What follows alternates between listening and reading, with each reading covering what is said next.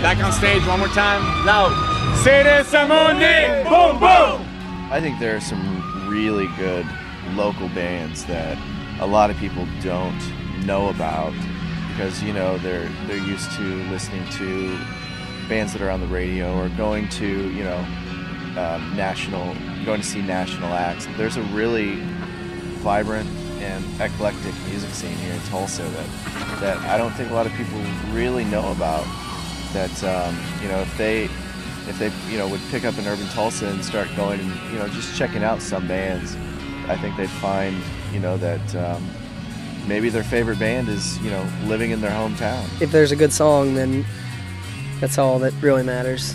It builds around that. And which only thing is it matters, can they sell that song? So I guess you would say it's just like any other business. It's a music business, just like any other business. You can, if you're going to make money at it, if they can make money on you, then you'll do good.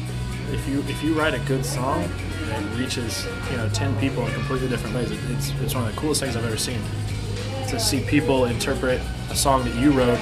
I mean, I've written songs about things that I've read in the newspaper, and somebody will find some way to connect it to themselves and their story. And I think that's one of the things. I saw a movie whenever I was like 11, Call That Thing You Do, and I wanted to play drums, so then I just started playing them until I got some, and I played on them some more. I never took any lessons or anything, I just played them every once in a while until we started a band.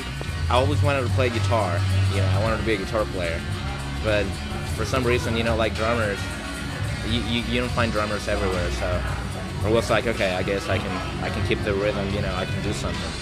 So that's how it started.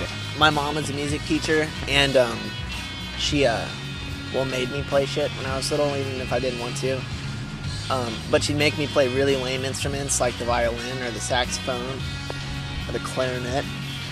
And when I was like 12, my grandma took me to a Three Dog Night concert, and it's like, holy shit, you know, I wanna play something cool, and I wanted to play the bass because it's the most badass instrument there is. When Sergio got here, you know, to Tulsa, he didn't know what, I mean, like, I remember Sergio, you know, he was like, yeah, you know, we used to have a band, not even a band, you know, we used to get together with, like, you know, like a couple of people and jam, you know, in the storage unit. And Sergio, you know, was like, oh, so you guys play? Oh, man, I want to hang out with you guys. Cool, man. So, you know, it started, like, coming with us for practice, for band practice. And he started playing the tambourine, you know. Wow. That's the tambourine. So we were, like, you know, putting this band together for, like, this show, for that show only. And we needed a percussionist. We're like, see, but we don't have anybody. So we're like, you, Sergio, play those. It's like, no, man, you know, I've never played that in my life. And we were like, dude, you got some rhythm, man, that's all we need.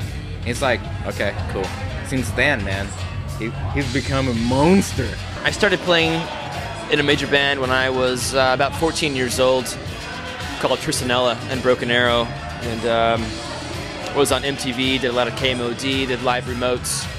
So basically my first shows were sold out clubs, and that kind of tainted me as far as being a musician, and, you know, basically it got to my head. I thought I was there and had a long way to go. Whenever an audience sees the band perform like tonight, you know, they're gonna see a 3-hour show, but the stuff that went on behind the scenes to get the show ready and everything, it's a lot of work. Anything from setting up the equipment, sound checking, you know, booking the gigs, doing research for new locations, advertisement, you know, all that stuff is 24 hours all the time. We go back home, you know, around 3:30 in the morning, you know, 4 in the morning. We have to go back to work the next day, you know, it's like, we do this every day, you know, well, we've been playing a lot, so it's really hard. When I would go to school, I'd go to bed at around 10, 11 o'clock at night, when they would stay up till 3 and 4 or 5 o'clock in the morning and sleep until 2 and 3. Some of them have to wake up earlier to work, but it is a really, really different life, and it's a very interesting life. Personally, it's one of the hardest jobs that I've ever had in my life. I'm really young, you know, I'm only 25, but man, this is hard. This is more like a dream come true, you know, this is something real. But some people think, you know, oh, you're a musician, you know, yeah, it's really easy for you just to, you know, pick up some drums and just bang off, you know, like do some sounds, you know, make some sounds. But no, man, this is this is serious. I would say that most people's inclinations about musicians is that they don't really work. They get to do what they love on stage for 45 minutes, an hour, 2 or 3, and they go home. But what they don't see is the preparation involved to get to where they're at. They don't see the driving 8 hours a day, the load in, the manager meetings, the bookings, the practice. They don't see any of that. They just say, oh, you get to play for an hour and get paid. That's great. You do nothing. But literally, musicians that are really on the road and touring work more and harder than most corporate people do, because their job doesn't end at 5 o'clock. Their job starts at 8 in the morning and goes to about 6 in the morning the next day, every day, and that's how they succeed, by working hard. I was one of those who probably would have said, well, what a fun deal. You're playing in bars, you're having fun, you're 21, you're traveling out of the country. The thing that I really see in him is a great deal of growth from the kid who started that thing and said, let me get on there and bang my drums and play my music and let's get off and I want to go home.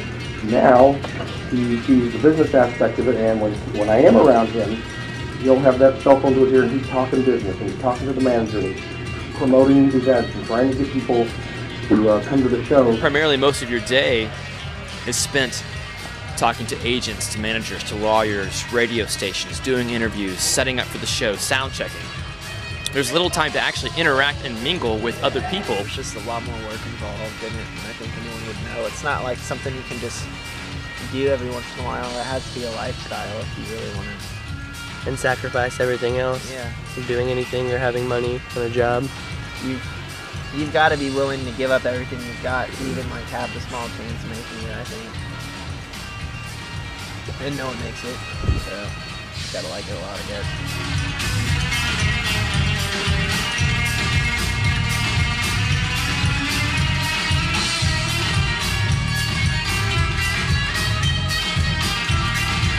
If you really want to know how this works, you have to be a musician. You have to be in the same track like us, and it's a lot of satisfaction.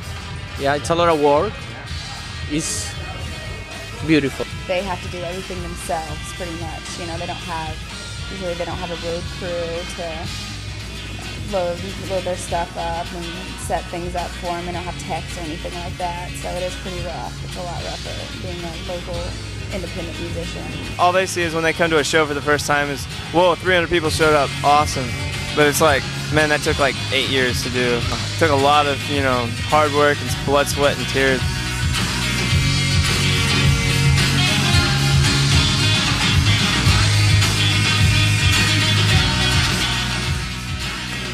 Sitting at a bar, playing with your friends, drinking, having fun is work to them. It's not out there having fun, and I think that was the biggest thing that I've learned. It's not as fun as people think it is. It's more work than it is fun, and being in it for years is it's honestly like, I think of it as a job now. It's not always a blast traveling around in a cramped up van and playing music, and sometimes you don't get paid, and sometimes the crowd sucks.